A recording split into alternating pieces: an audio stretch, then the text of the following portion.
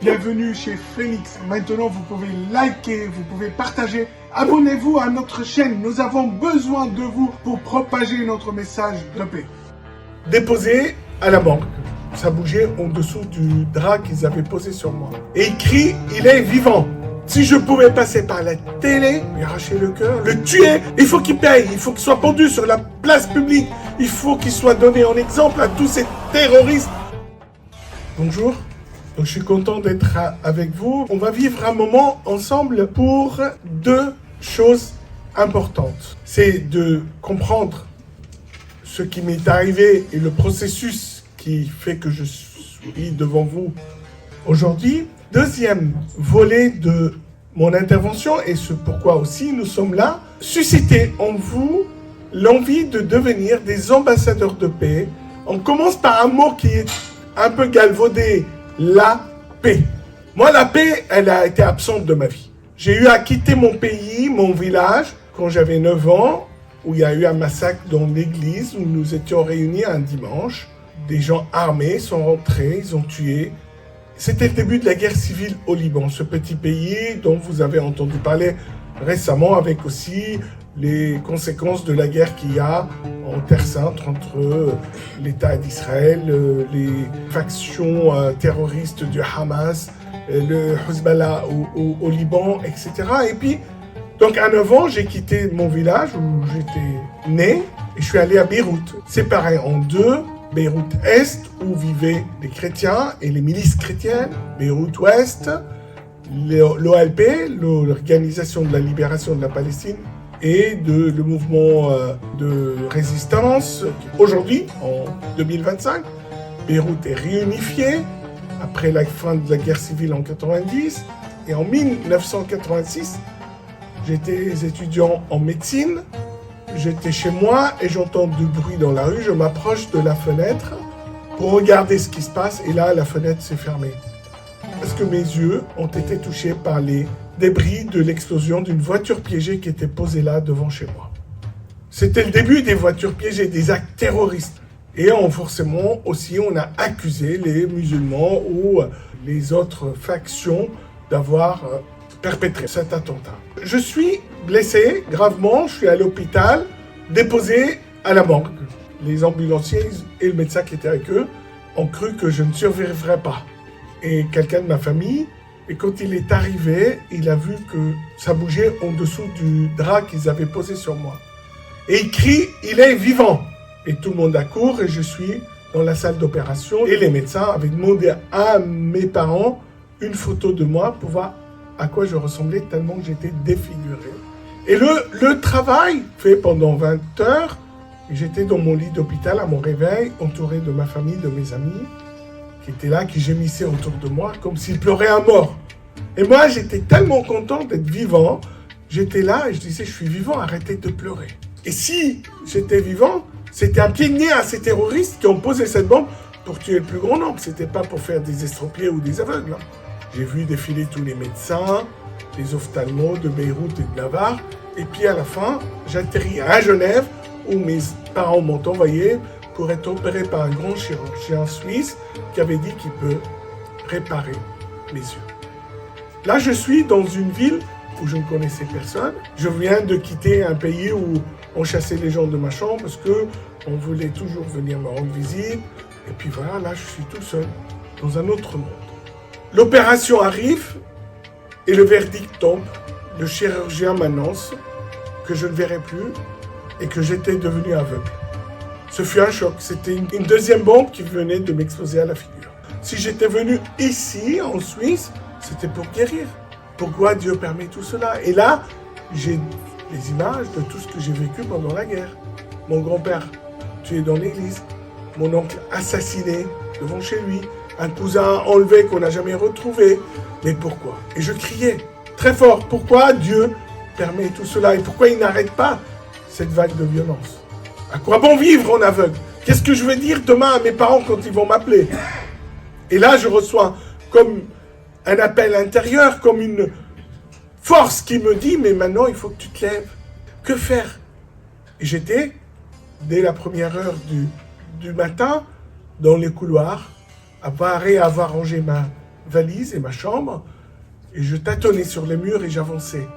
Les amis de mes parents sont arrivés à mon secours, on a négocié avec l'hôpital et j'ai pu quitter très vite pour aller dans un centre de rééducation où j'ai appris à lire, écrire le braille, apprendre à marcher tout seul dans la rue, m'habiller seul. Et ça a été rapide.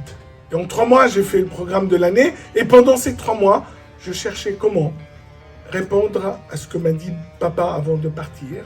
Il m'a dit ne reviens pas les mains vides. Et qu'il fallait que je trouve quelque chose à ramener avec moi. Et ce quelque chose était une école à Paris qui acceptait de m'accueillir pour continuer mes études. Je suis arrivé dans une ville, la ville monde, la ville lumière, la ville de mes rêves.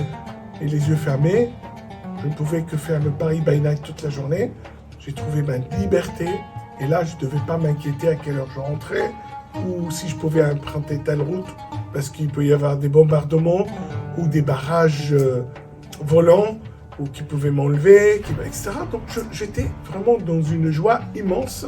Et cet homme joyeux que j'étais devenu avait quelque chose de mélancolique en lui. Je pensais que c'était la solitude. Alors j'ai demandé à mes parents de faire venir mon frère cadet pour continuer ses études. Il est arrivé, j'étais très content. Ça n'a duré que quelques jours, peut-être 2 semaines, et je suis retombé dans cette mélancolie. Jusqu'au jour où j'apprends que la personne qui avait posé la bombe devant chez moi venait d'être arrêtée à Beyrouth et était conduit en prison pour être jugé. Là, le sang n'a fait qu'un tour en moi, et si je pouvais passer par la télé, aller lui crever les yeux, lui arracher le cœur, le tuer, me venger, assouvir ma haine. Et là, je me suis rendu compte que cela était lourd, était très fort en moi, et je voulais m'en débarrasser. Donc je me retourne vers mon Dieu, que je priais tous les jours, et je lui demande pardon. Je dis comment ai-je pu vivre ces années, ces 2 années où j'ai eu un boulevard de facilité, d'amour devant moi, et moi j'étais enfermé, je prenais la route de la haine cabosseuse, donc je voulais me libérer de ça comme un boulet, donc je voulais me débarrasser. Et là je reçois en boomerang une phrase d'une prière que je récitais quotidiennement, et voire plusieurs fois par jour. « Pardonne-nous nos offenses, comme nous pardonnons aussi à ceux qui nous ont offensés. » Cette phrase qui était comme un piège pour moi, comment pourrais-je pardonner à un homme qui a tué 35 innocents? Il faut qu'il paye, il faut qu'il soit pendu sur la place publique, il faut qu'il soit donné en exemple à tous ces terroristes. J'ai vu le pape Jean-Paul II en visite à la prison où il y avait Ali Aqsa, celui qui lui a tiré une balle dans le cœur. Jean-Paul II, l'homme blanc, allait en prison, embrasser cet homme et lui dire qu'il l'aimait, qu'il lui pardonnait. Jésus, Christ, auquel je crois, et sur la croix, il pardonne-leur, ils ne savent pas ce qu'ils font. Celui-là, notamment, il savait exactement ce qu'il faisait. Vraiment, je priais intensément, je dis, mais Marie, aide-moi à rentrer dans ce chemin du pardon. Il faut quand même que je me libère de cette haine. Et là, j'ai senti comme une main tendre qui venait me prendre par la main. Tu vas y arriver, tu peux y arriver, vas-y, et je t'y aiderai. Jusqu'au jour où j'étais à la messe pour la conversion de Saint Paul. Lors de cette messe, j'ai senti comme une voix dans mon cœur, j'entends pas des voix, hein, rassurez-vous, mais comme un appel fort comme ça qui retentissait, j'ai pardonné. C'est accompli, ça y est, tu peux le dire maintenant, tu peux le vivre, tu peux. Je suis invité dans une émission de télé à Beyrouth où on parlait de la réconciliation après la guerre civile. Je donne mon témoignage. Bon, tout le monde applaudit, j'étais content d'être là. Il y avait autour de moi des anciens chefs de milice, des grands journalistes, des évêques, des imams. Et le débat était très fort entre oui, il faut tourner la page, non, il faut faire justice et les chefs de guerre doivent payer pour ce qu'ils ont fait. Puis le présentateur vient vers moi. Il dit, Fouad, j'ai une question à te poser. Est-ce ton pardon définitif et irrévocable à cet homme? Qu'est-ce que c'est que cette question bête? Je viens de raconter mon histoire, forcément, je dis que j'ai pardonné.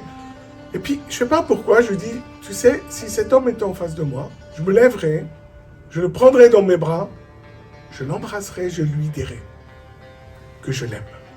Je pars voir ma grand-mère qui a perdu son mari dans l'église. Il y avait mes oncles, mes tantes, mes cousins qui m'attendaient. Ça faisait des années que je n'étais pas rentré au Liban. J'ai reçu un accueil très, très, très froid. voire même hostile. Comment te permets-tu de dire cela à la télé? Pour qui tu te prends? Tu marches sur le sang de nos martyrs? Tu souilles la mémoire de ton grand-père? Ma grand-mère m'a défendu, et heureusement.